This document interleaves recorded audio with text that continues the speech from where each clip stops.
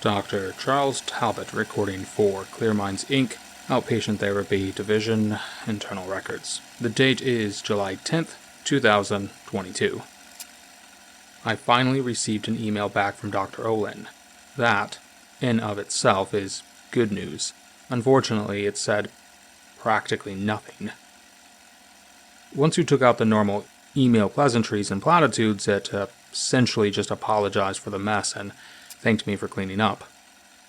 He brushed over the glaring issues and answered none of my questions. Top of which was the gun and the laptop password. So naturally, I pointed that out in my reply. Professionally, of course. At any rate, Locked. Of course it is. Charles, are you in there? Donahue? Give me a moment. Hope I didn't interrupt anything important. Not at all, I was just getting started. Oh, right. Please, come in. I didn't expect to see you in today. It's Sunday. My calendar broke, I'm afraid. What? I thought I'd come and get some work done. My original plans fell through, and I've never been a fan of the whole relaxation thing. A trait we seem to share, it would appear. Ah, a fellow workaholic. I won't deny the assist. Help yourself. I was going to make an audio log of one of the transcriptions. Do you mind sorting some of the boxes? Of course. I expected as much. It will no doubt be monotonous, but to hear the one and only Charles perform, I am almost glad that my date fell through. It's nothing that grand. You've heard me speak before, Donahue. But I've never heard you perform, Charles. Well, don't let me hold you up any longer. I'll just be right over here. Right.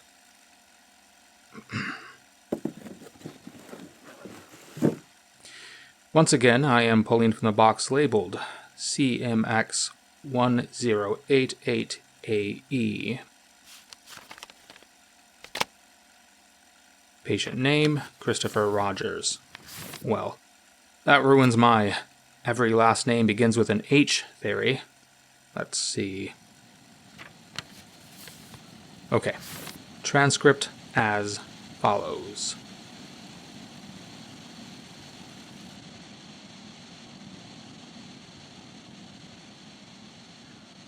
Being alone never bothered me. Not really. If you endure something long enough, you adapt to it. In my case, I came to love it.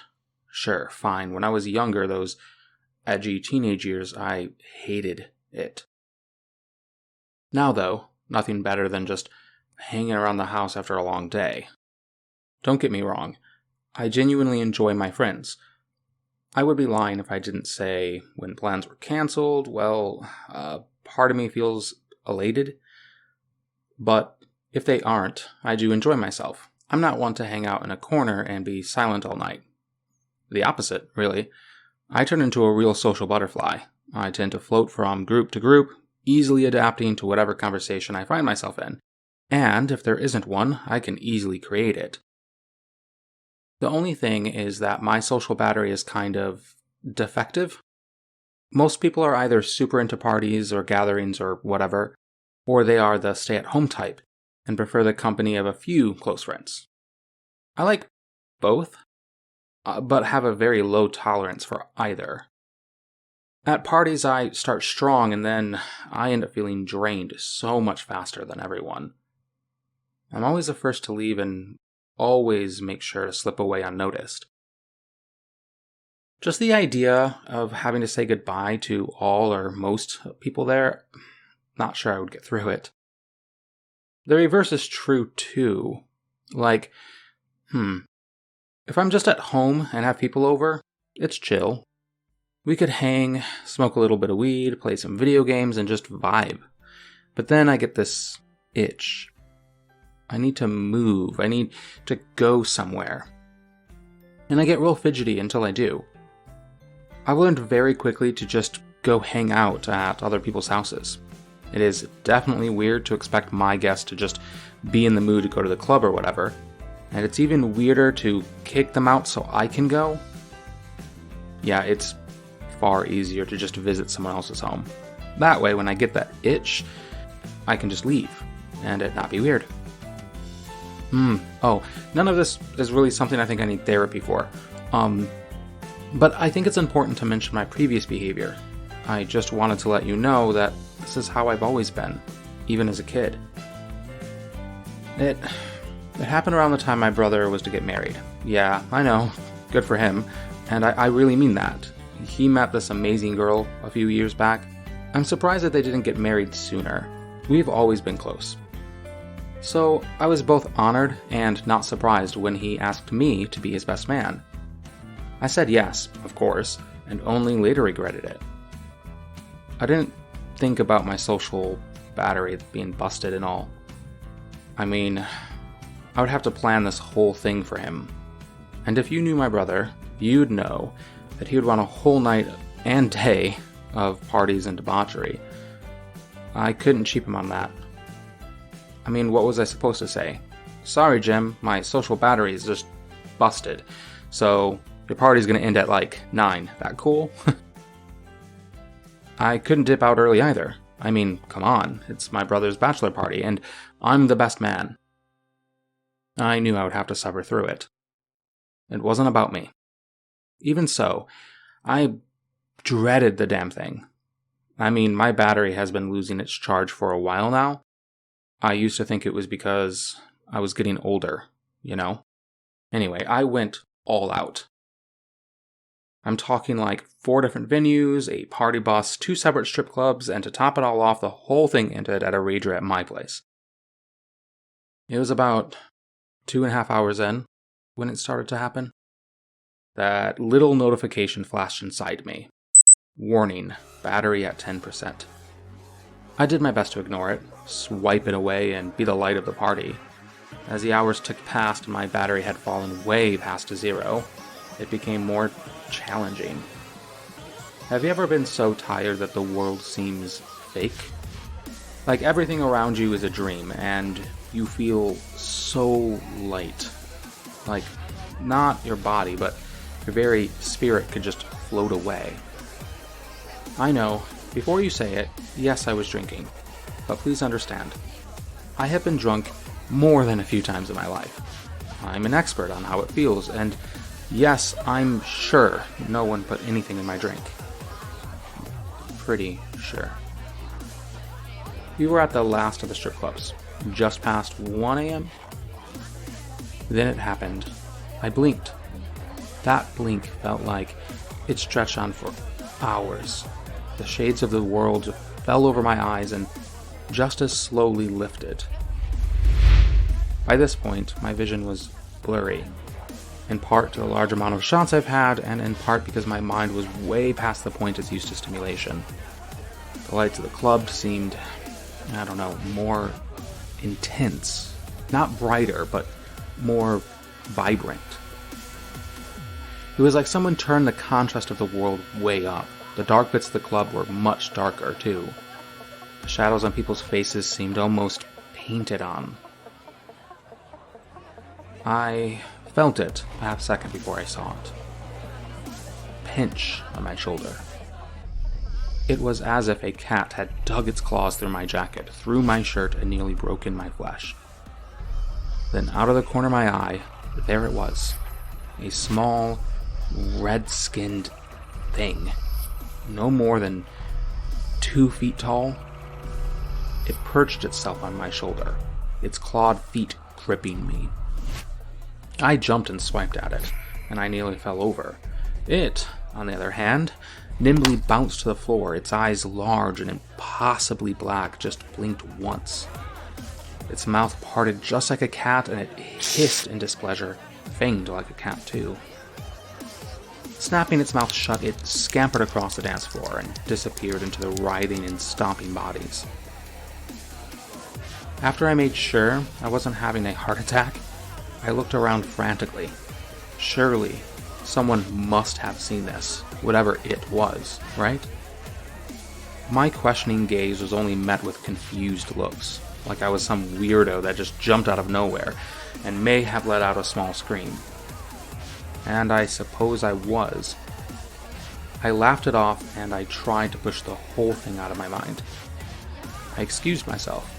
I retreated to my safe haven. Whether I was at a club or at a house party, it was always the same.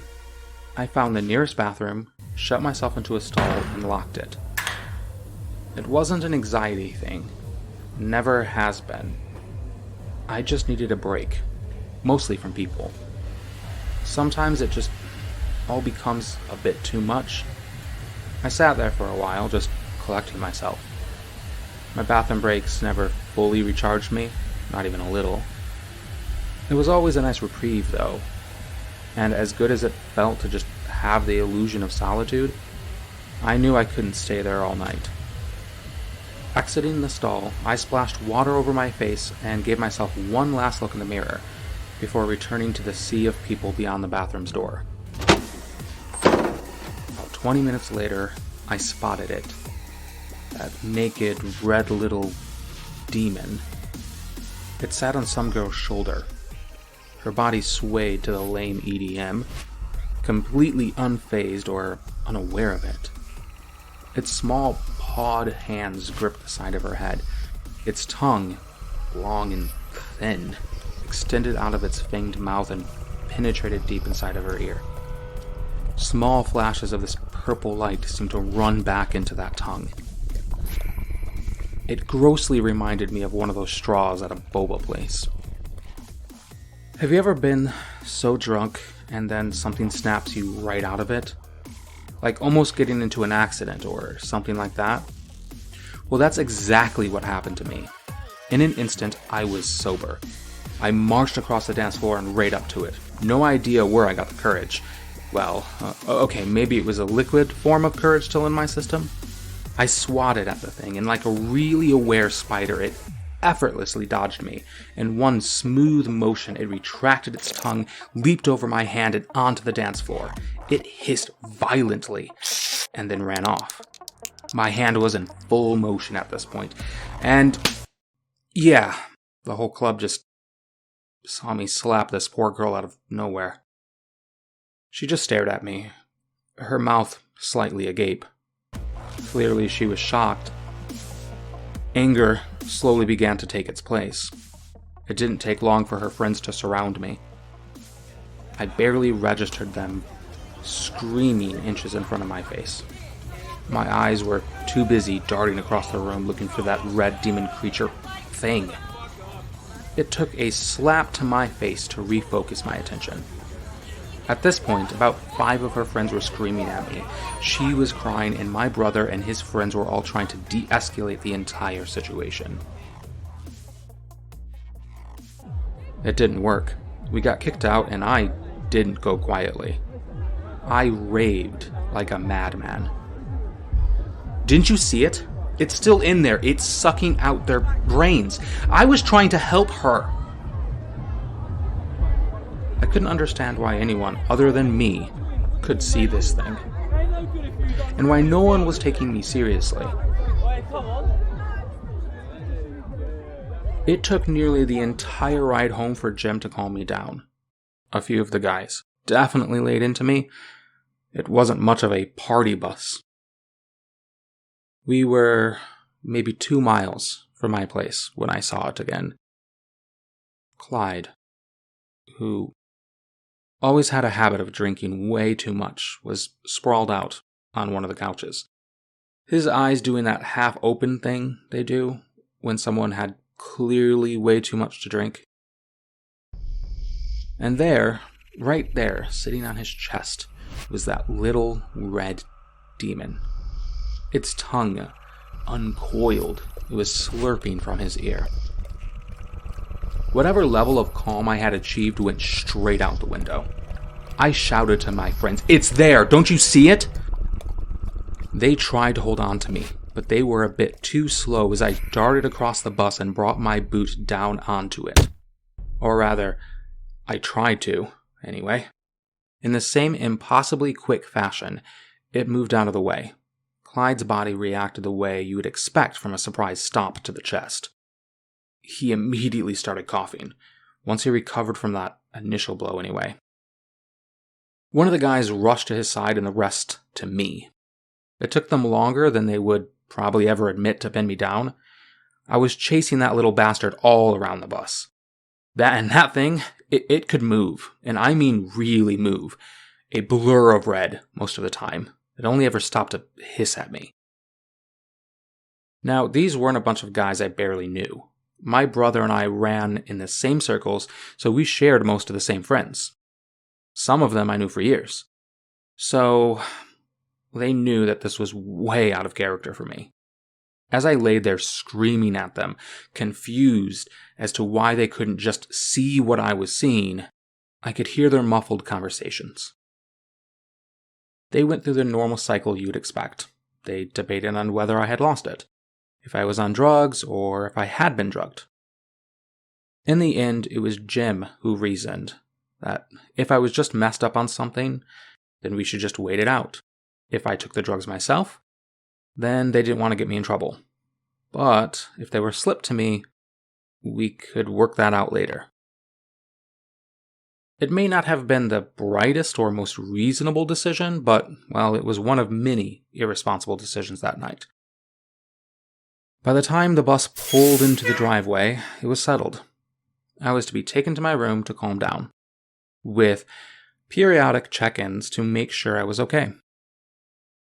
I fought them on it, of course, especially when the door opened and that creature ran out of the bus like a skittish pet. Eventually, though, after a long talk with Jim, I saw their point. When I said it calmly, out loud, the whole demon thing did sound nuts. Then he made another good point. Why would this thing suck out Clyde's brain, when we all knew he didn't have one? So, that was that. He ushered me upstairs to my bedroom, and I was left in my room alone. And if I'm being honest, it was a relief. I didn't want to disappoint my brother, and at the same time, though, I was excited to be alone. Needless to say, I didn't argue when I was actually in my room. My eyes searched the entire way there, though, for one last look over to see if there was any little red devils. I didn't find any. I'm not gonna lie, much like when plans are cancelled, part of me was so happy.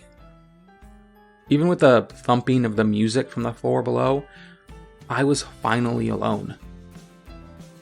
After a thorough check of my bedroom, I plopped myself onto my bed, and just in case, I kept the lights on. But God, was it so good and satisfying to just sit there, back against the wall, and just recharge.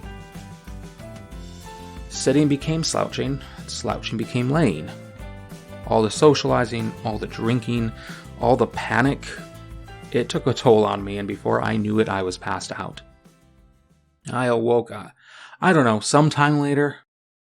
My door creaked open, and Clyde had been the first to be too drunk to go on. Typical of him, honestly. One of the guys helped his stumbling body into my room. He asked me something. I was pretty sure it was something along the lines of, "You mind if I dump him here?" I threw a thumbs up, and Clyde's body was plopped onto the bed with me like he was a coat in the coat room. Too tired to care, I went back to sleep. I woke up to a nudge on my shoulder. A few nudges, actually. It was Clyde. Still blackout drunk and barely conscious. "What?" I called out, half awake and half annoyed. He didn't respond. Not with his words, anyway. His eyes, on the other hand, said plenty. Fear hung in them. More fear than I had seen ever in him. His hand drunkenly swatted at my shoulder. I felt tiny claws dig into my skin. Now that shot me awake, as I flung my body quickly and violently. Kind of like when you feel a bug climbing on you, and you just panic. I felt something thin and slimy yank from my ear as I did so. Like a trained acrobat, that red horror just flipped and clung onto my ceiling. Its eyes just blinked, and it hissed. I screamed and grabbed for the bat that I keep under my bed for intruders, and this seemed to qualify.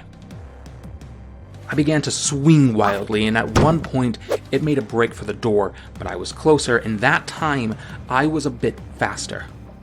I slammed it shut, locking it in with me. Some of the guys came rushing up the stairs. Hearing them, I pushed a nightstand in front of it, and if they opened the door, it was going to escape. And there was no way I was going to let it go. Not this time. It didn't take long for them to reach the door either. I heard them jiggle the door handle and my eyes scanned the room. It had taken that brief moment to hide. My brother shouted from the outside, pleading to let him in. I ignored him. I began to search. Under the bed. Nope. In the bathroom shower. Nope. In the closet? Gotcha. Darting from behind the clothes, it re-entered the room and I swung. I missed, knocking a painting off the wall, then the TV, and then one of the lamps. By this point, my brother began to kick at the door. I still ignored him. But with each swing, I let my anger fuel the next one. It began to slow. I was wearing it out. I knew all I had to do was outlast it. Every time my bat connected with something, I was that much closer to catching it. The door began to crack and splinter. I had to be faster. I chased it around with more veracity. Its hisses turned to wheezed warnings. Finally, it stopped, just briefly, but that was all I needed. With a shout, I brought that bat down harder than I ever have. The door broke. The nightstand was pushed out of the way. It didn't matter, though. I felt my bat make contact. I heard that wet crunch. I had got it. I looked down, satisfied with the red that painted my weapon. My brother came rushing in, shouting, "What did you do?" "I got it, Jim. I finally got it. Look." I pointed at it, only to realize that I didn't get it.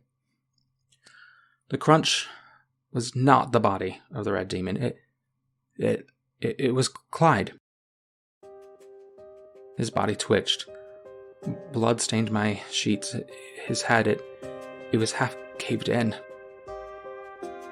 A moment later, I was tackled to the ground. The room erupted in sound, but I didn't hear them. My gaze, it was fixed on the ceiling, where that thing just hung there. Its soulless black eyes blinked. A toothy grin widened before it vanished from my sight in a blur. I pled guilty. I didn't even mention the devil. I did my time, and if that's where the story ended, I could accept that I had just snapped and killed a close friend of mine. It took me a long time to understand. You see, the red devil hasn't stopped. Now I see it everywhere, grinning and feasting. This imp-like creature will target anyone, and no one can see it. I swear that it feeds off energy, and I don't mean in some vague sense. I mean that it feeds off that battery, that want to be social, that need to connect to others. It isn't the only one. I know that now. I see them everywhere.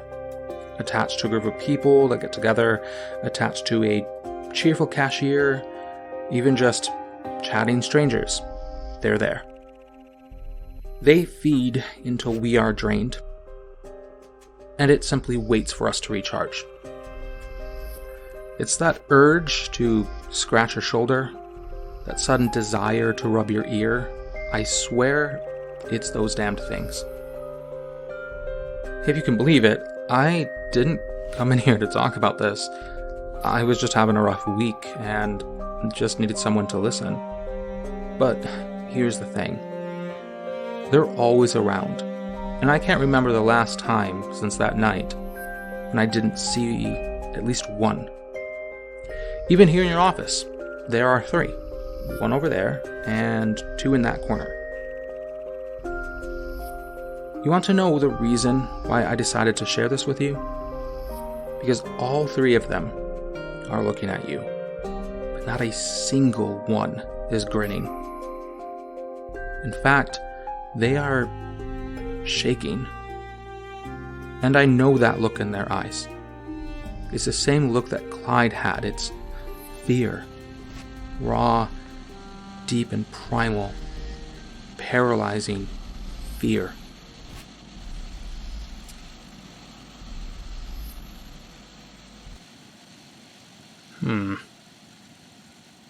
It would seem that Christopher Rogers is suffering from some sort of schizophrenia. Maybe. Likely dormant. Triggered from some sort of psychotic break, perhaps. It's possible. Oh, I forgot you were here. Ouch! Charles, that hurt. You forgot about me? Must be the lack of noise. Perhaps if you worked, that would help. And missed your story? Not likely. Small note, you should project more. Try speaking from the diaphragm. Psychosis was your specialty, wasn't it? Thoughts on this patient? Like I mentioned, it's possible. There are plenty of reasons for one's mind to break down. Abuse, trauma, drugs, alcohol, even medications. The list goes on. Have you considered that he may have been telling the truth? What? That a horde of little red imps crawl around and whisper into our ears, tell us to do naughty things. Weren't you listening to your own voice, Charles? They take our energy, not make our decisions.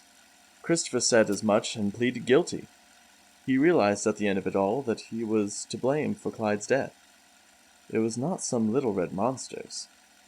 Do you honestly believe in these demons, Donahue? No. No, of course not. Christopher does, however. That much is clear. He could have blamed them for the death of his friend, but he didn't. That tells us he wasn't looking for a scapegoat. I just want you to keep an open mind, Charles. Why? Let me ask you this. What do you plan to do after we clean and organize this office? I don't know. Watch my grandkids get married, most likely. It was a serious question, Charles. I have no idea. Clear Minds extended the offer for me to take Dr. Olin's place here, should I want it. I would even get to keep my current pay. On the other hand, I could have my old job back as well. Statistical data research, yes? Good memory. You asked me what my qualifications were, but I neglected to ask you the same. Would you be qualified to help these people? On paper, yes, more than qualified. In practice, that's entirely different. Clear Minds hired me right out of college. Since then, my degrees have done little besides collect dust. Turns out, I have a talent for organizing and solving puzzles, where the only pieces are paper trails. Statistical data research isn't accurate. I suppose company office organizer / research detective who can figure out what a project is by reading half-finished, scattered notes was too much of a mouthful for a job title. At any rate, I know I can do this job well. Actually being a therapist, however, I don't know. Maybe. Then, shouldn't you? Help them, I mean. Most of these people are suffering, Charles. Lost, with no direction, with no control. You could help them. Make more of a difference than just working behind a desk. I would still have a desk, you know. That's not what I meant. I know what you meant, and I take your point. However, I'm not sure I would be the right person for it. So, what? That's it? Stick with the job you know? Who cares if others could use your help? Of course I care, Donahue. Also, why are you pushing me on this? If it's so important, why don't you take over when we are done? Perhaps I will. I'm just fascinated that you went through all that education just to waste it shuffling papers. Fascinated, huh? Yes, Charles, and perplexed to that as well. Surely you didn't see yourself doing this. Why did you pursue those degrees in the first place? I'm sorry. I didn't realize I was your patient. Should I lie down on that frayed couch? Here, let me find you an empty pad of paper so you can take notes. Charles, I didn't mean... To what? Better yet, what did you mean to do, Donahue? Perhaps I pushed too far. We should drop this. Ah, so you admit you were pushing. We don't know each other very well yet, but let me make one thing very clear, Donahue. Do not push me. You're right. I don't know you very well. But be careful, Charles. I don't respond well to childish outbursts. Childish! This episode was written and produced by Christopher George. Charles Talbot was played by Christopher George. Lucian Donahue was played by Dakota Hamlin. Script editing was done by Dalton Lewis. Thanks again for supporting the show and for listening. If you want to help out, please make sure to leave a review or share it with your friends, family, their dogs, cats, and anyone who has ears. Feel free to support us on patreon.com/thepatientfiles, where you can get bonus content such as episodes early, view scripts, and so on. Again, thank you so much, and as always, stay safe and stay sane.